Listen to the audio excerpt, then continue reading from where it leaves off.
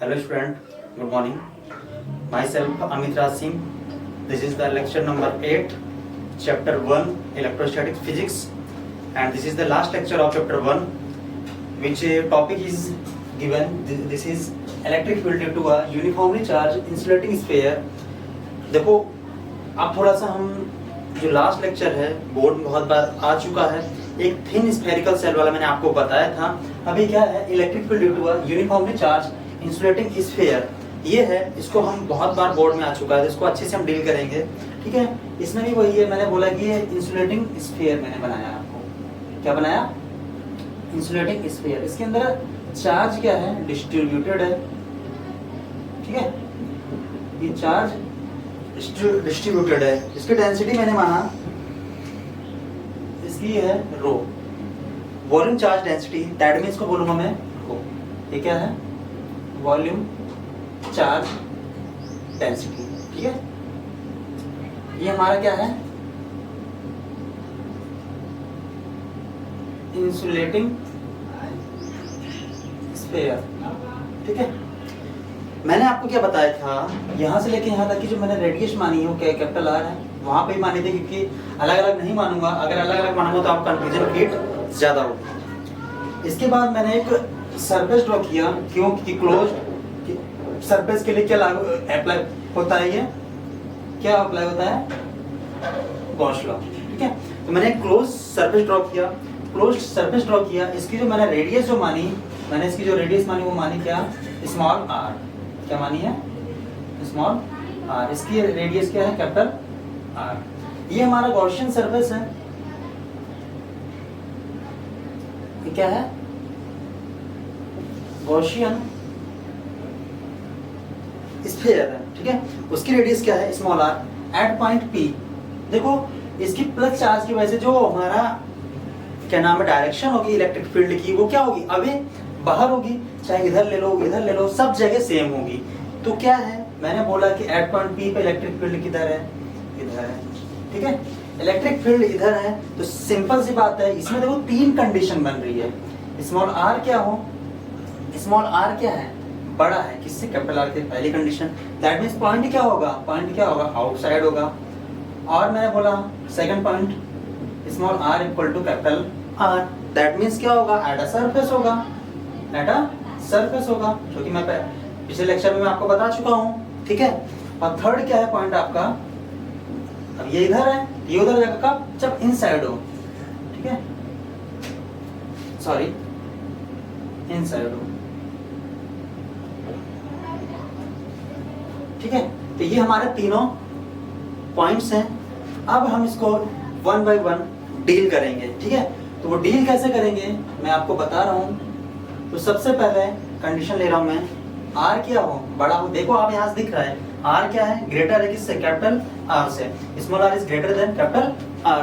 That means point P क्या है? Outside light करेगा. अब मैंने बोला जो इसका एरिया वेक्टर होगा वो कहाँ लेंगे? नॉर्मल. वो क्या है? नॉर्मल. दैट मींस इसके परपेंडिकुलर. इसके परपेंडिकुलर दैट मींस इधर ही आएगा. तो इसको क्या बोलेंगे हम? T A vector. क्यों? क्योंकि मैंने छोटा सा पार्ट लिया और पूरे पार्ट को इंटीग्रेट कर दूंगा तो क्या आ जाएगा? पूरे चीज का इलेक्ट्रिक फील्ड निकाल लूंगा मैं. तो सबसे पहले बोल दिया मैंने, और पॉइंट, और ये पहला पॉइंट लिया मैंने, वो क्या है? कब? जब क्या हो? ये आउटसाइड हो. सिंपल सी.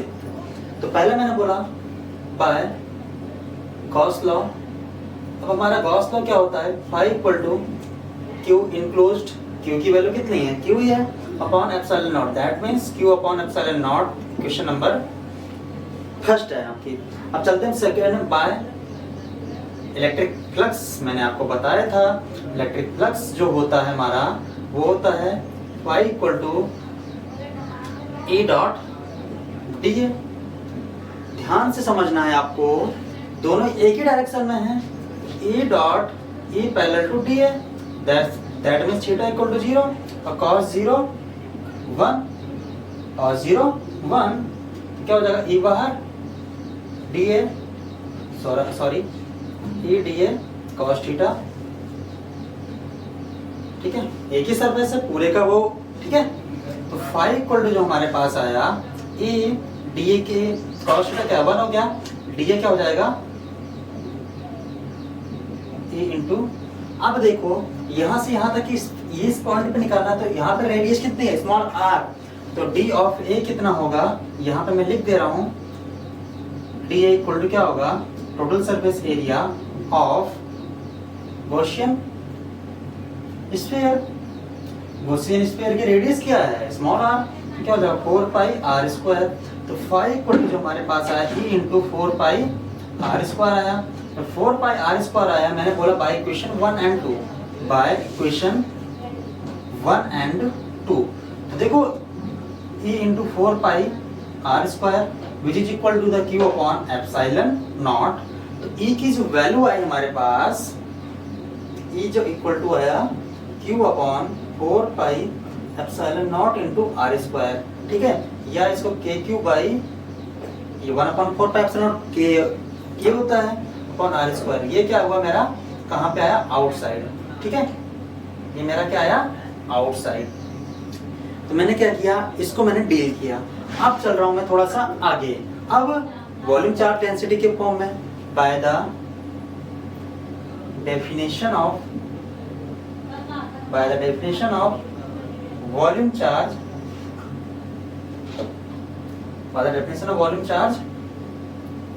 डेंसिटी, ध्यान समझने की बात है, volume charge density rho equal to क्या होता है Q by V, Q equal to क्या हो जाएगा रो V। वॉल्यूम कहाँ तक, ये क्या डिस्ट्रीब्यूटेड है यहाँ तक कैपिटल है, तो वॉल्यूम क्या होता है स्फीयर है, स्फीयर का वॉल्यूम ऑफ स्फीयर क्या होगा 4/3 पाई r क्यूब, क्या होगा 4/3 पाई r क्यूब। अब ये वाली वैल्यू उठा के हम कहाँ रख देंगे, क्वेश्चन नंबर 1 में। अब इक्वेशन नंबर 1 में रखेंगे तो हमको मिल जाएगा, तो चल रहे हम रखने, इक्वेशन नंबर 1 क्या है हमारा, मैंने जैसे वैल्यू यहाँ पे पुट की तो क्या मिला मेरे को, A outside equal to the Q की वैल्यू कितनी आई है रो 4/3 पाई r क्यूब, यहाँ पे क्या है 4 pi epsilon naught into r square, 4 pi से 4 पाई यहाँ पे आपको 4 पाई से 4 पाई कैंसिल आउट हुआ, तो जो हमारे पास ई आउटसाइड की जो वैल्यू आई है वो आई है rho into are cube upon 3 epsilon not into R square, ये ई आउटसाइड की वैल्यू है in terms of volume charge density के फॉर्म में। अब चलते हैं हम सेकंड, क्या है हमारा at a surface, at a surface आपका क्या है, मैंने बोला एट अ सरफेस जो है small r equal to capital R, तो यहाँ पे रख देंगे हम E outside, sorry E at a surface जो हमारा आया है वो आया है KQ by capital R square, ठीक है, ये एट अ सरफेस आया। और दूसरा अगर इस फॉर्म में लिखें E of surface equal to जो क्या आएगा rho r cube upon 3 epsilon naught into r square, इससे कैंसिल आउट, तो क्या आया rho r upon 3 epsilon naught, ये क्या आया, इस सरफेस आपका 2 कंप्लीट हो गया। अब थर्ड केस पे चलते हैं इनसाइड, अब इसके अंदर हो तो क्या करेंगे, तो थोड़ा सा आपको सोचने की है, अब क्या करते हैं, बहुत अच्छा है ये, बाकी देखो सेम था, अब जो है आपको समझने का है। थर्ड पे चलते हैं, थर्ड केस बहुत इंपॉर्टेंट है, ठीक है, अब हम थर्ड देखते हैं, थर्ड क्या है इसका ग्राफ देखेंगे, उसके बाद ये टॉपिक कंप्लीट हो जाएगा।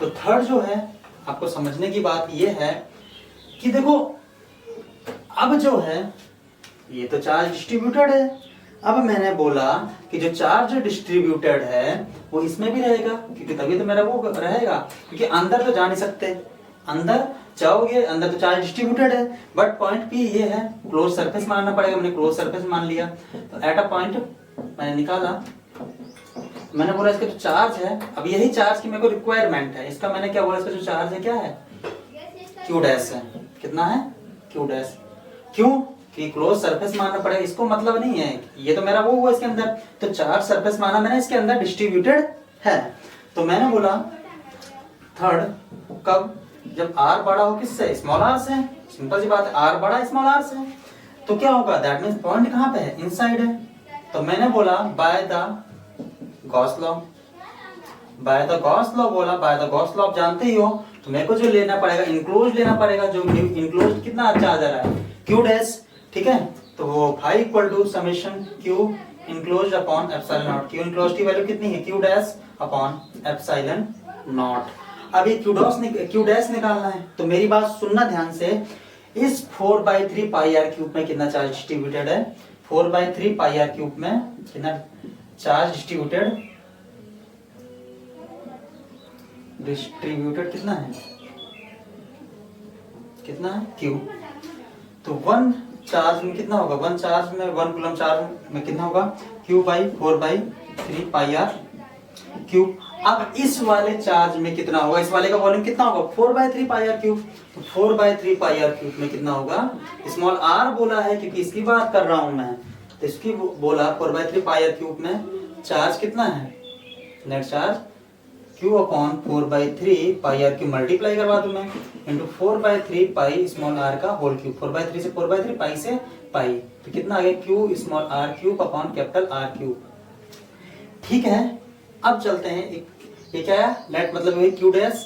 तो क्यू डैश की जो वैल्यू है मेरे पास ये आई, उसको उठा के मैं इसमें रख दे रहा हूं मैं। पुटिंग इन 1, जब मैंने पुट किया 1 में, पुटिंग इन 1, क्यू डैश की जो वैल्यू आई अपने पास वो आई है, सॉरी फाई की जो वैल्यू आई है वो आई है हमारे पास Q R cube upon small capital R cube into epsilon nought. ठीक है, इसको मैंने क्वेश्चन नंबर 2 बनाया। ठीक है, अब बोल दूं मैं bye the definition of electric flux. Electric flux किधर है, इधर ही है, वापस से इसका इधर ही होगा। तो क्या हो जाएगा, वही phi equal to E dot D A. E dot D A की वैल्यू कितनी आएगी मेरे पास, वो आई मेरे पास A D A cos theta. ठीक है, और थीटा इक्वल टू 0 है because E parallel to D है, यानी cos 0 1। जब cos 0 1 हुआ तो हमारा phi equal to E dot D A की जो वैल्यू आई है ये इधर ही डायरेक्शन में है। डी ए की जो वैल्यू आई, अब डी ए क्या लेना है आपको ये समझना पड़ेगा। तो जो डी ए आएगा हमारा यहाँ तक है, तो वो आया 4 पाई आर स्क्वायर। तो यहाँ पे लिख दे रहा हूँ मैं E equal to 4 pi R square. मैंने बोला by equation 2 and 3, by equation 2 and 3 से क्या आ गया मेरे पास, Q R cube upon are cube into epsilon naught equal to the A into 4 pi R square. इससे ये गया। ठीक है, तो जो हमारी ई की जो वैल्यू आई है कैपिटल ई की, वो हमारे पास निकल के आई है। इसको मैं इरेज कर दे रहा हूं। जो कैपिटल ई की जो वैल्यू आई है हमारे पास वो आई है E is equal to the q r upon are cube into epsilon naught. ये 4 पाई भी आ गया तो मैं बोल दूं 4 पाई एप्सिलॉन नॉट इंटू क्या हो जाएगा आर क्यूब। ठीक है, ये हुआ। ठीक है, अब चलते हैं सरफेस चार्ज डेंसिटी के फॉर्म में, सॉरी वॉल्यूम चार्ज है ना, वॉल्यूम होगा वॉल्यूम चार्ज डेंसिटी के फॉर्म में। वो क्या आएगा, वॉल्यूम चार्ज डेंसिटी के फॉर्म में जो आएगा हमारा ये ई इनसाइड है। देखो वॉल्यूम चार्ज डेंसिटी पे मैं क्यू इक्वल टू वही, sorry rho equal to Q B, तो Q equal to rho B. Rho V की वैल्यू कितनी आएगी 4/3 pi are cube, 4/3 pi are cube. Put कर दो कहाँ पे, इसमें। तो हमारे पास जो निकल के जो आएगा वो क्या आएगा,